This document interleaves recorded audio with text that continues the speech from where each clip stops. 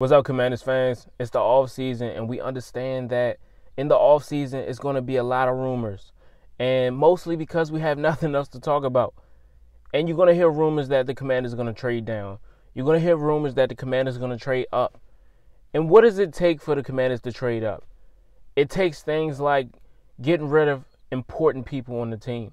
And at this moment in time, we don't have time to get rid of anybody.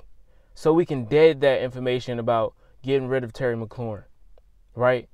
And the fact that we sit at the second overall pick means enough, right?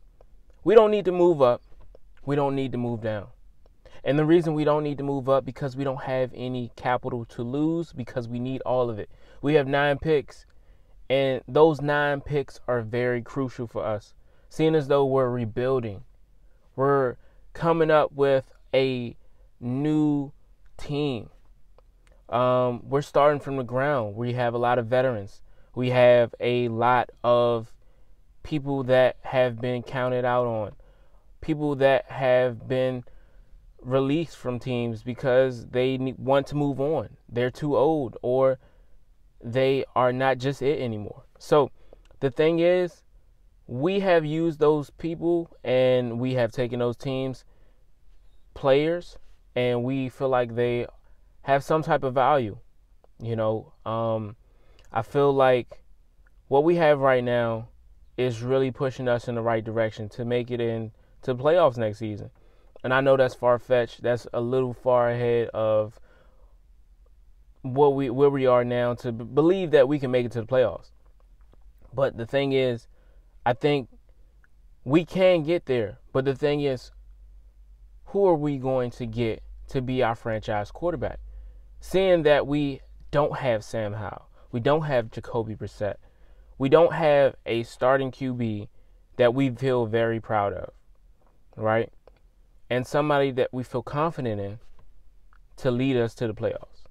So right now we know that we have 2 people that are very sought after in the draft. We have Caleb Williams and we have Jayden Daniels.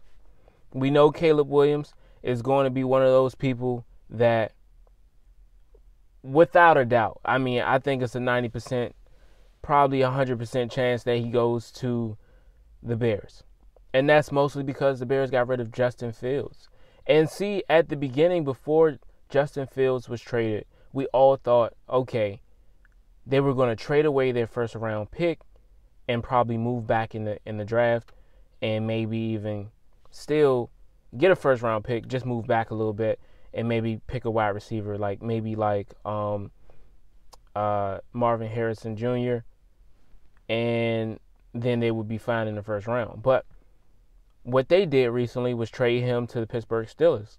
And it wasn't a huge move. It wasn't like they got a huge compensation for him because they could have, but they chose to send him to the Pittsburgh Steelers because I'm assuming out of the people that submitted offers to them for Justin Fields, they felt like Justin was most comfortable with going to the Pittsburgh Steelers. So, the front office did a good job by allowing him to go where he wanted to go from the options that they had.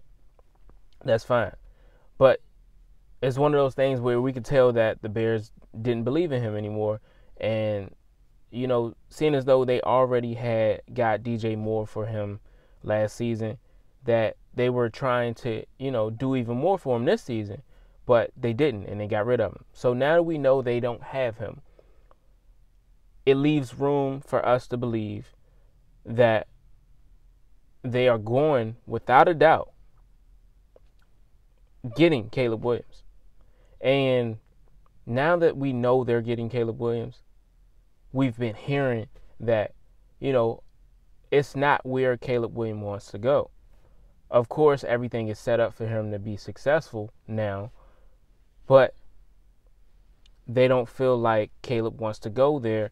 And so many people have been pushing Caleb and trying to influence him to change his mind, influence him to be an Eli Manning of the situation, to say, I don't want to go to the Chargers, I want to go to the Giants. So they want him to say, I don't want to go to the Bears. I want to go to the Commanders. One, because that's my home. And two, because they have somebody I'm comfortable with playing with, which is Cliff Kingsbury, right? Seeing as though he played with him at USC.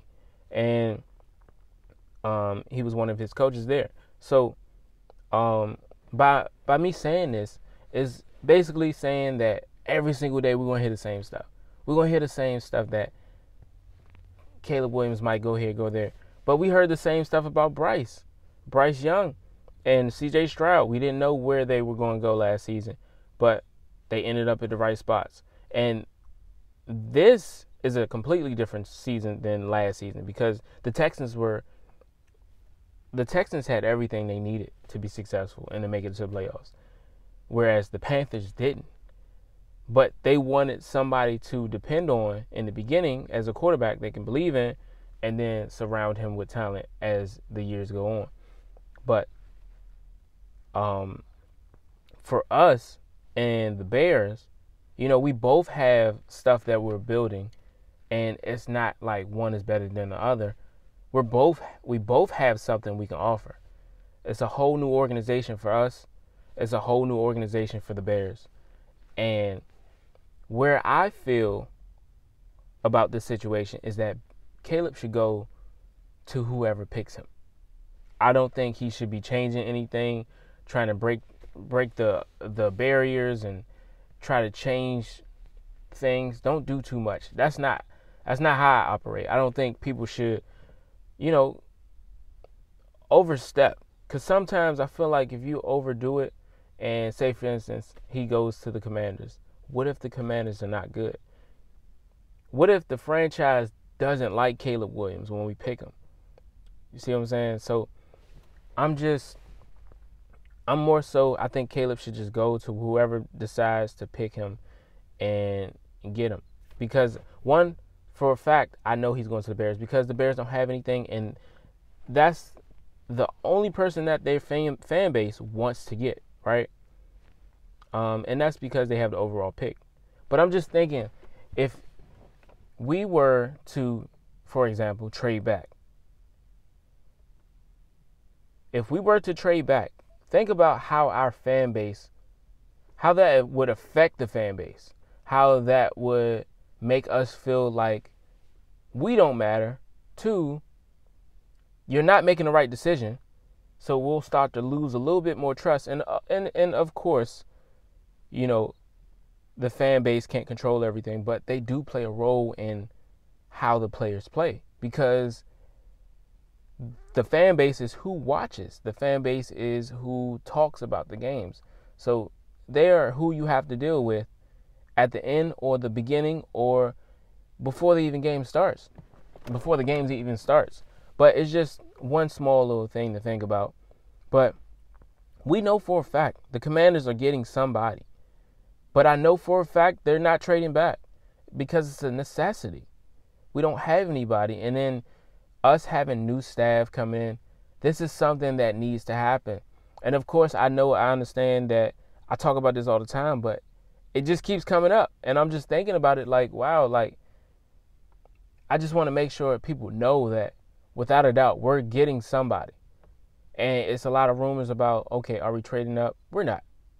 Because we need every last pick that we have. We have 9. And we're going to use those wisely. And I'm sure we're going to do a great job because Adam Peters has been doing a great job. He's been using money wisely. And the fact that we even got Marcus Mariota is a great plus. Because think about it. Some of us get in, even myself included, we get in this idea, in this mindset that just because the player is not good, they shouldn't be on the team. But I also heard Fred Smoot say that just because the player is not good doesn't mean he's not a good teacher. And I'm kind of butchering what he said, but the whole purpose of what he said was that Marcus Mariota may not be a star player, but he's a good coach. And some people forget that. We forget that, even though the players are learning from the actual coaches, the head coach, the offensive coach, defensive back coach, they still are learning from the players as well. And by us getting a veteran will allow the rookie coming in to really get an idea of what the NFL has for you. And what happens if you go left, you go right, you say certain things that can be beneficial for you, and then you do certain things that aren't. So by you having that veteran there already creates a foundation for the quarterback coming in, because he has to learn a lot. And of course, us picking a quarterback in the first overall pick, that's a lot of weight. So you have somebody to lean on when you're still learning. You got to learn the playbook. You got to learn how to talk to the media. You got to learn a new environment. You got to learn a lot that you have never been exposed to, seeing as it's your first time in the NFL. And you having Marcus Mariota in your corner, who has been at the top and the bottom, who has been a second overall pick for the Titans. I always mess it up, but the Tennessee Titans. And he was at a high pedestal, you see what I'm saying? And as he came in, he gradually went down and became a backup, been on the bench, got traded. So much. All of the above, he's gone through it. And the more I think about it, every day I think about it, I'm like, wow, no, this is a guy who will definitely help out in the way that Jacoby Brissett helped out last season. And Jacoby, in a way, was a great pocket passer, but he wasn't a great runner. But he was sent there to complement Sam Howell, and I think he did a great job. Sam Howell didn't say anything that made us feel as though he was terrible, a terrible individual. That's why when things happen to Sam Howell, when he threw interceptions, we made so many excuses for him. We made so many excuses. Even the fact that his first season did not go well and he had 21 interceptions to 21 passing touchdowns. We still make excuses for him, even though he's not on the team. You know why? Because he had great character. No matter what he went through, he had a great character, right? He didn't put nobody down. He owned up to every responsibility. I said that all wrong, but he owned up to everything that he did, right? And that's what we need in a quarterback. We need somebody who's gonna be that shield, that we all throw our opinions at, and of course we expect that because you're the face of the team. You're the face of the franchise. You're the one everybody counts on and pretty much depend on, honestly, even though, that goes to the head coach as well and general manager for picking them and everybody else. But when it comes down to who we want to talk about, who we look for on offense, it's the quarterback. So by me saying that is that we have a system set up for a great offense, for a great year. We're getting guys that want to go out there and play their ass off. So that's all I ask of Dan Quinn and Adam Peters and everybody else involved, is to continue to get people that want to fight, want to go out there and learn and be better and earn that number one spot. I just want to have dogs on the team, you know what I'm saying? Somebody that's going out there, and of course they all throw their bodies on the line, but to really not want to leave nothing, I forget what they call it, but to want to give it all they got, basically. And I think what we're going to do for a fact is take that number 2 overall pick, which allows us to keep our picks, and then it allows us to not get rid of any of our star players, which we only have about 3. Deron Payne, Jonathan Allen, and Terry McLaurin, honestly, in my opinion.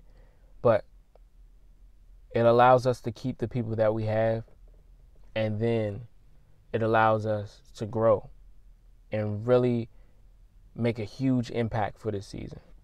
So I don't know how y'all feel about the situation, but let me know how y'all feel, and definitely subscribe to the channel, bruh. I would love to get to 1,000 subscribers, and I need y'all help. We almost there, and I thank y'all for watching this video this long. I appreciate you if you made it to the end, and I'm out.